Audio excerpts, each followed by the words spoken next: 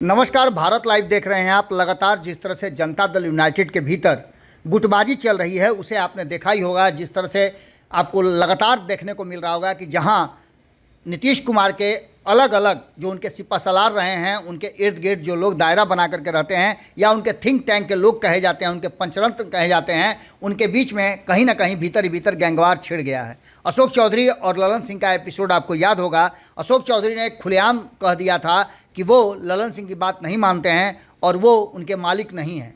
इन सारी बातों की चर्चाएं खूब हुई थी, लेकिन बाद में इस बात को लेकर के अशोक चौधरी ने कहा भी था कि वो मेरे बड़े भाई हैं, लेकिन इसके बावजूद भी जो उनको बरबीघा जाना था वो कार्यक्रम उन्होंने किया और गए भी। लेकिन इसके साथ साथ आपको अभी हमने एक दिन पहले खबर बताई है कि किस तरह से जब अशोक चौधरी काराकट के तरफ जाते हैं, भभुआ जाते हैं, तो उनका जम करके विरोध होता है और इस विरोध में वो पुट नज़र आता है। कहा यह जा रहा है कि एक गुट जो है ललन सिंह का, उस गुट के कई लोग हैं जो वहाँ पर जम करके विरोध करते हैं अशोक चौधरी का, और अशोक चौधरी को यहाँ तक कह देते हैं कि वो भारतीय जनता पार्टी के संपर्क में हैं, उनके लोगों के साथ उठकी बैठकी कर रहे हैं, पहले उन्हीं लोगों के साथ जाते हैं। लेकिन इन सारी बातों के बाद जब ये मामला कहीं ना कहीं धीरे धीरे शांत होता नजर आया, तो वहीं एक बात और सामने आ गई कि अभी आपको हमने बताया था खबरों के माध्यम से कि किस तरह से मुंगेर में एक कार्यक्रम किया गया, जिस कार्यक्रम में नीतीश कुमार की तस्वीरें नहीं थी। इसके बाद और बवाल हो गया, और बवाल तब और बढ़ गया जब नीतीश कुमार के जातीय गणना को लेकर के पार्टी के भीतर ही विद्रोह होना शुरू हो गया। आपको बता दें कि जातीय गणना की रिपोर्ट आने के बाद चरतरफा विरोध झेल रहे हैं नीतीश कुमार। एक तरफ जहां 2024 के लिए नई स्ट्रेटजी और रणनीति बना रहे हैं, वहीं कई गुटों में बटी हुई उनकी पार्टी अब विरोध के और विद्रोह के स्थिति में सामने आकर के खड़ी हो गई है।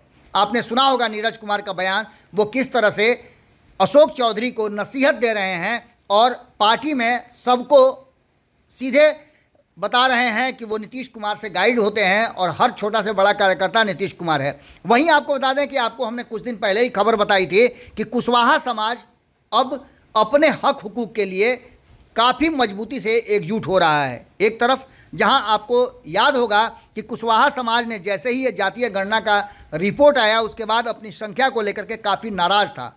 4.27% उनकी संख्या आई थी, जबकि आपने देखा होगा कि लगातार कई वर्षों से 7 से 8% कुशवाहा समाज का रिकॉर्ड बताया जा रहा था। अब कुशवाहा समाज के नेता जो जनता दल यूनाइटेड के भीतर हैं, वो इस मामले को लेकर के एक मजबूत बैठक करने को तैयार हो गए हैं।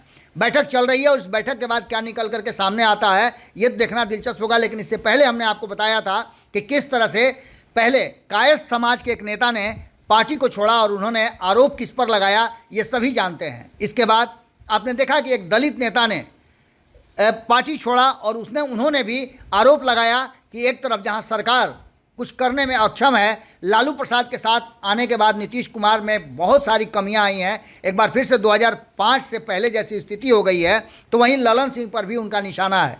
लेकिन इन सब बातों के साथ सबसे ज़्यादा महत्वपूर्ण है कि नीतीश कुमार का लौकुश समीकरण जो है, उस समीकरण को लेकर के जब कुशवाहा समाज के नेता एकांत में बैठक करते हो, अपने मान सम्मान की लड़ाई के लिए वो रणनीति बनाना शुरू कर देते हो, तो इसका मतलब है कि कहीं ना कहीं पार्टी के भीतर बहुत कुछ चल रहा है और नीतीश कुमार के हाथ से अब धीरे धीरे तीर कमान से निकलती हुई नज़र आ रही है। हमारी पूरी नज़र बनी हुई है, जैसे ही ये कुशवाहा समाज के नेता बैठक करके बाहर निकलते हैं हम आपसे फिर जुड़ते हैं। बहुत बहुत धन्यवाद। अगर ये वीडियो पसंद आई और वह बिहार के राजनीति और बिहारियत से सरोकार रखेनी तो सब्सक्राइब बटन दबा के चैनल के सब्सक्राइब कर ली। ओजे एगो घंटी बा, ओकरा बटन दबा देला से कुल सटीक और मारक खबर रुआ मुफ्त में मिल जाई। अगर रुआ पत्रकारिता के हमनी के नया प्रयोग में सहयोग कर चाहतानी तो ज्वाइन बटन दबा दी। पेटीएम नंबर नोट कर ली 9386816700। धन्यवाद।